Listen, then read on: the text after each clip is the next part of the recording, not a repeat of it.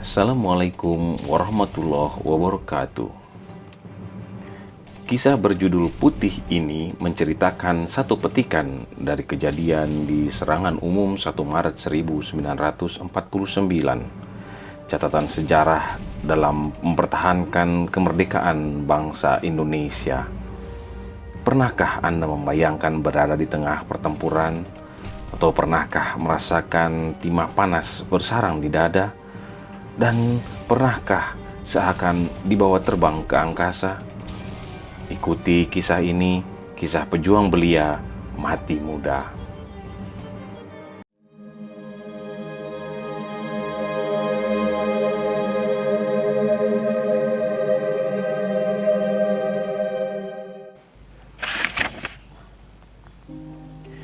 Tidak ada pilihan lain. Hanya tinggal Mas Yanto sekarang satu-satunya keluarga yang kumiliki. Bapak dan ibu sudah tiada lagi. Dek Dewi juga sudah tenang kembali ke haribaan yang maha kuasa. Tak mungkin aku berdiam diri di rumah sementara Mas Yanto pergi menuntut balas atas kematian kedua orang tua dan adik kami yang wafat karena serangan pesawat udara Belanda. Aku harus ikut Mas Yanto. Hari itu hari terakhir kami di dusun. Kami lalu meninggalkan rumah setelah menguburkan jasad bapak, ibu, dan Dek Dewi. Rumah kayu tua berdinding bilik bambu dengan segala kenangan kami sekeluarga yang hidup dalam masa-masa sulit.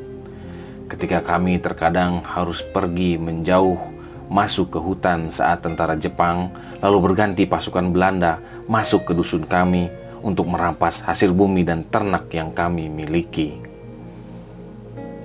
Ini adikku, Komandan. Kami tinggal berdua saja. Orang tua dan adik kami sudah tiada.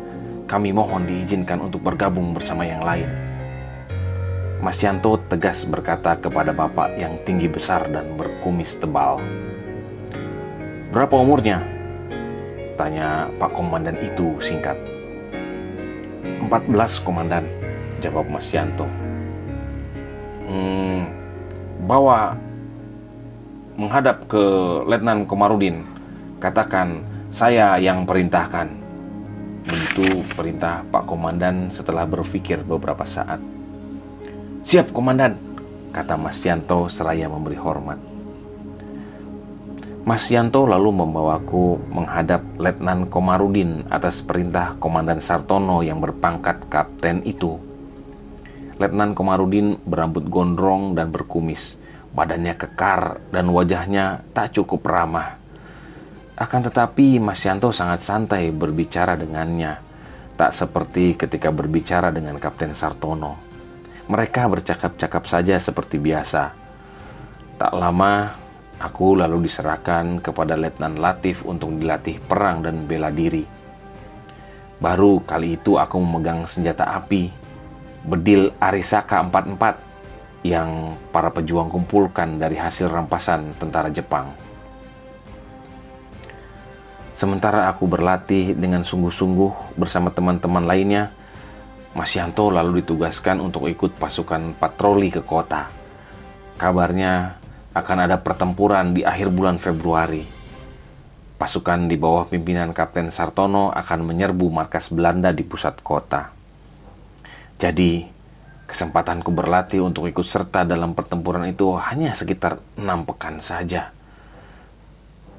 Gembira tiada terkira bisa bertemu Mas Yanto lagi setelah 1 pekan kami berpisah. Kami tak bertemu. Wajahnya kulihat lebih kuyu dan kurus dari sebelumnya. Ia kemudian memelukku erat seakan-akan lama sekali kami tak berjumpa.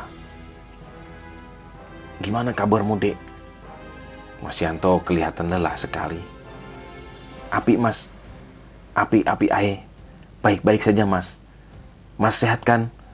Aku begitu mengkhawatirkan kondisinya. Ia mengangguk kemudian berlalu masuk markas sambil mengelus kepalaku. Sama seperti yang dulu Bapak lakukan ketika aku berhasil membawakannya hasil buruan dari hutan atau membawa hasil mencabut ketela pohon dari kebun Pak Dirja.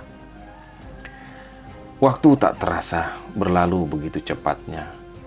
Kami saat ini sudah berada di tengah-tengah pertempuran sengit di alun-alun kota.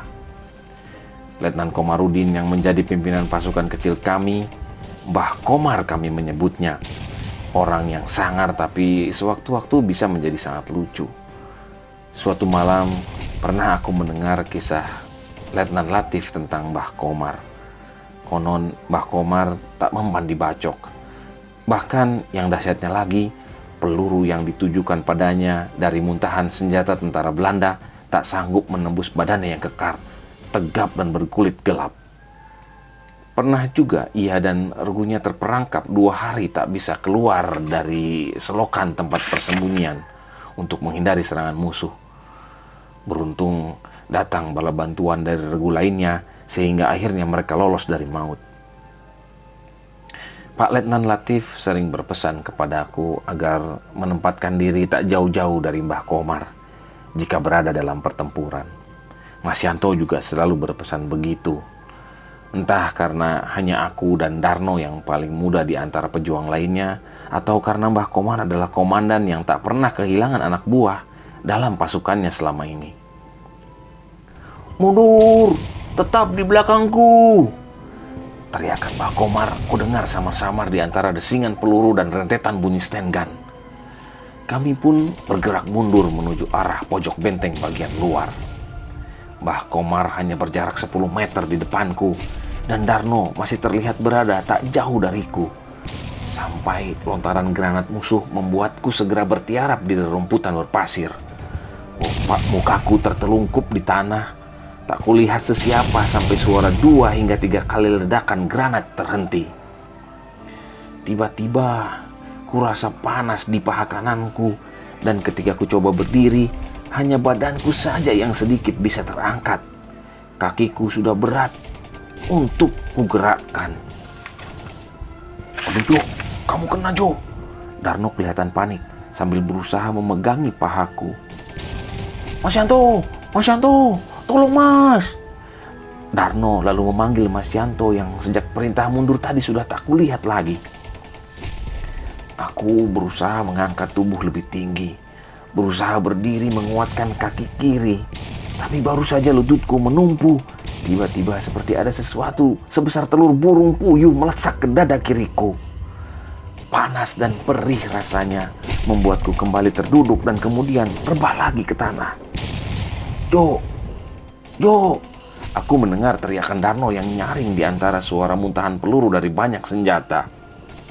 Mataku kini menatap langit. Sekelebat ada wajah Mas Yanto, bapak dan ibu. Kupaksa sedikit menggapaikan tangan kananku ke dada kiri ini.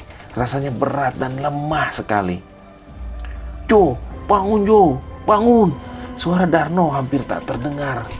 Masih terbaca raut wajah khawatir dan paniknya. Tangan kananku merasakan ada cairan hangat keluar dari dada. Pandanganku semakin kabur. Mulut ini tiba-tiba kaku untuk mengatakan sesuatu. Yang kuingat hanya bapak, ibu dan Tuhanku. Pandanganku hanya awan yang putih dan langit biru yang semakin memutih. Semakin putih. Lagi aku berusaha, tapi yang kuingat hanya bapak, ibu dan Tuhanku. Tiada Tuhan selain Allah. La ilaha illallah.